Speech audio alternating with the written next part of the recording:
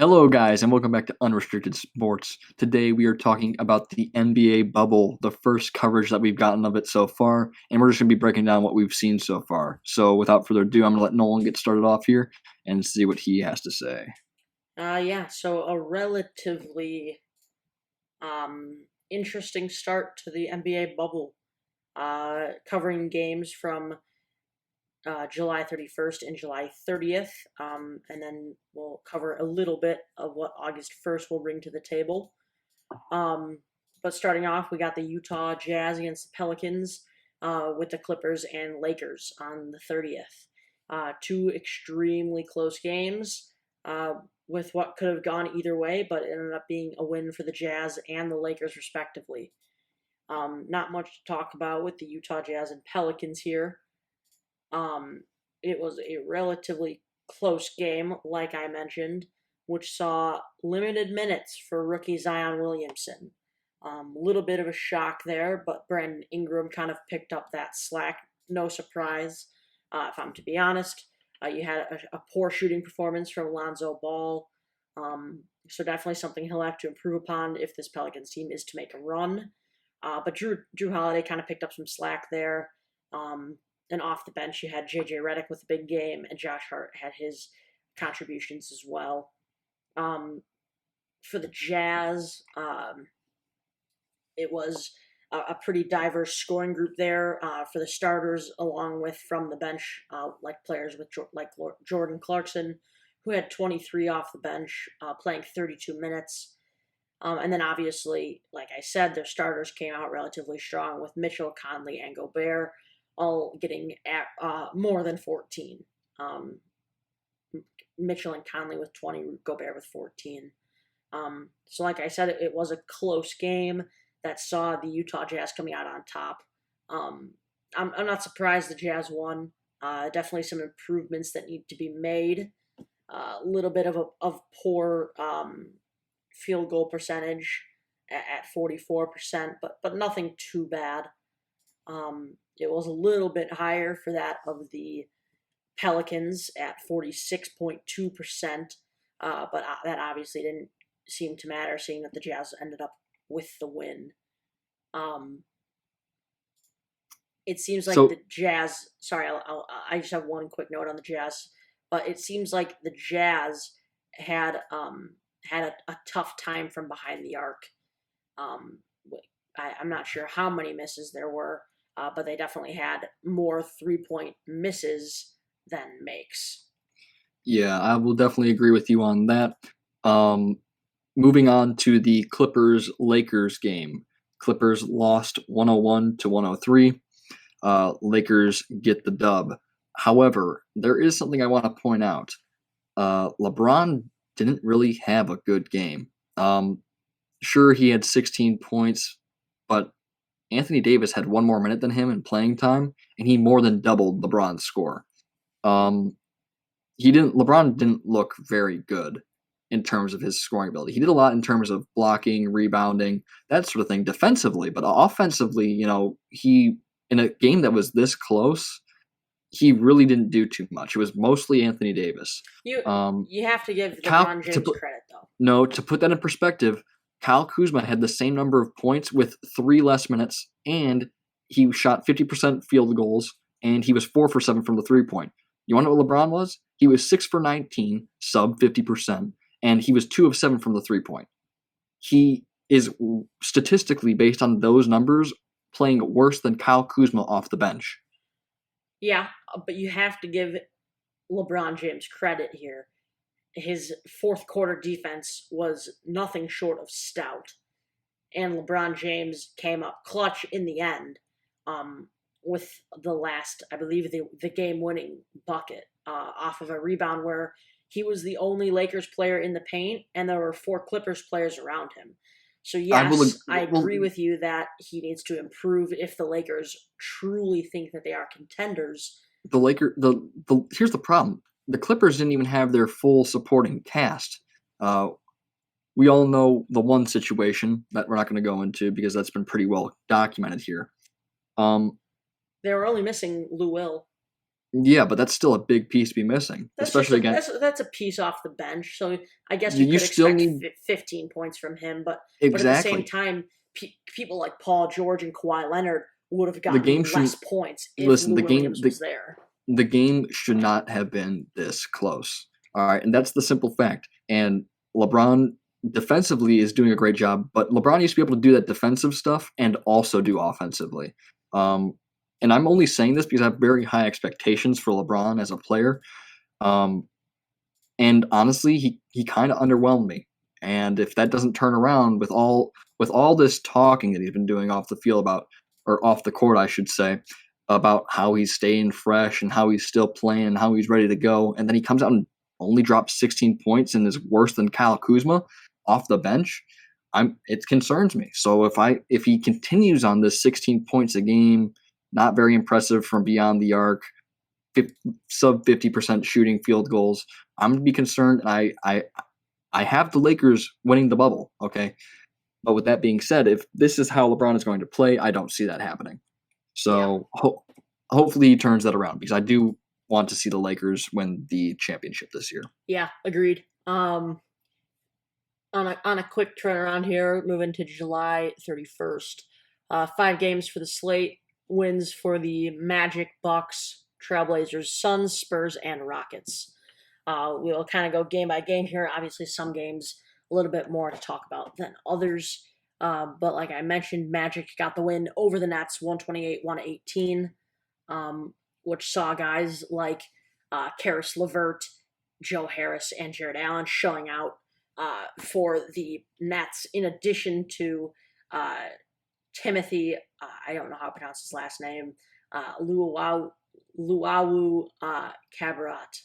That's probably wrong, um, but former Sixer showing out here, 24 points off the bench. Relatively good shooting for the Nets. They just got bested by that of the Orlando Magic with strong And performances from Fournier and Vucevic. and I'd say that's to be expected too because the Nets obviously had some of their players opt out. Yes. And they weren't really in a position to contend anyway. I mean, the Magic aren't either.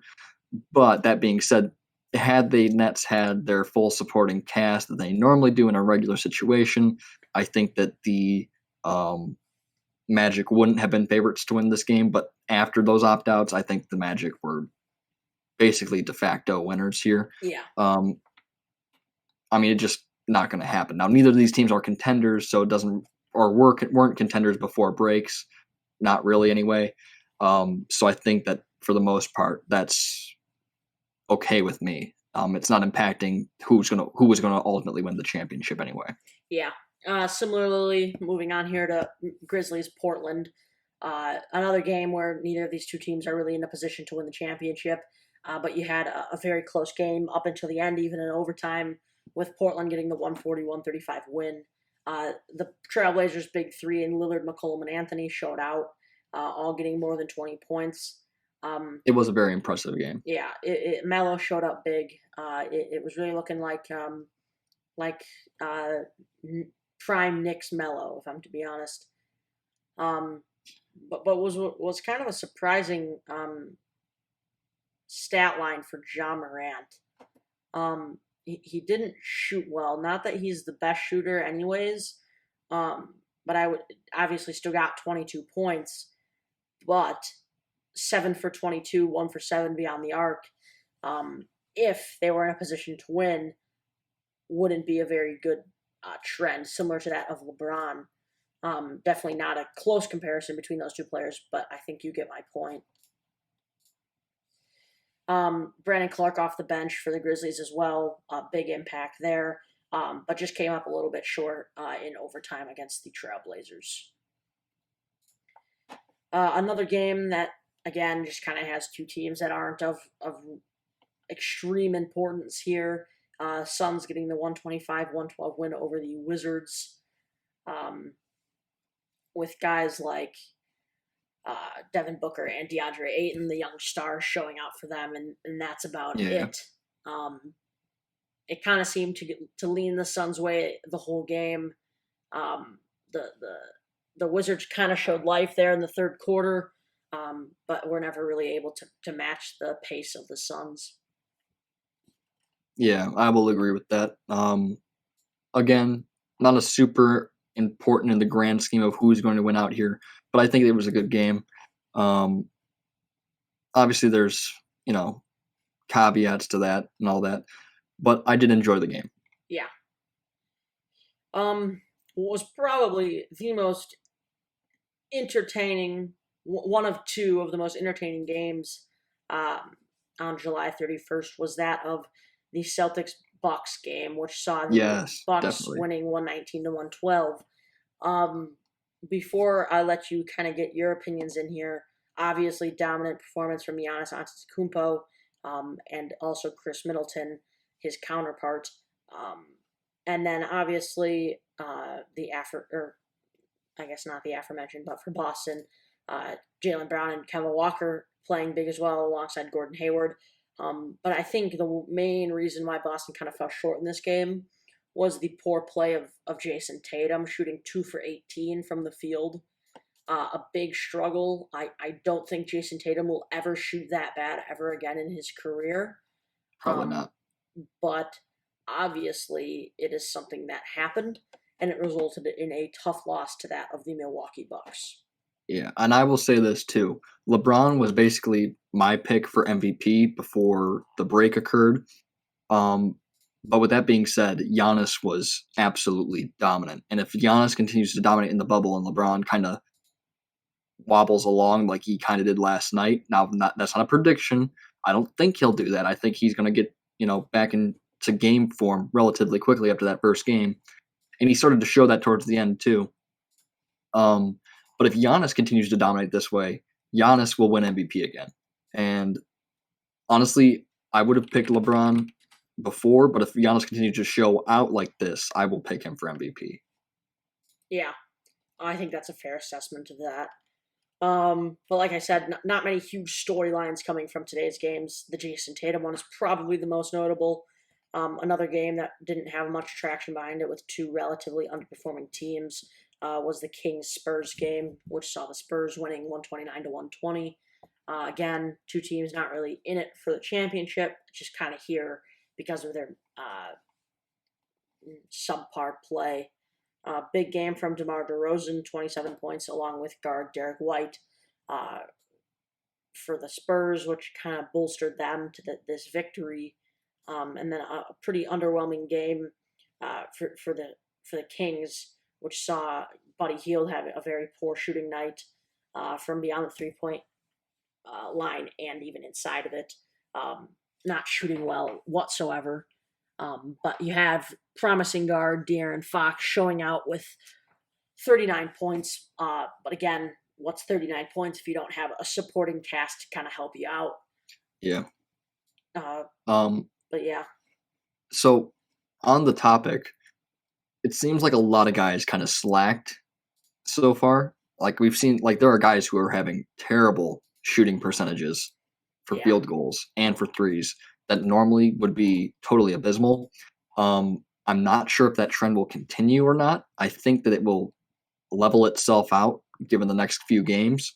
But for some of these teams who are hoping to make the playoffs in the bubble, um, it could be potentially catastrophic for them. So yeah.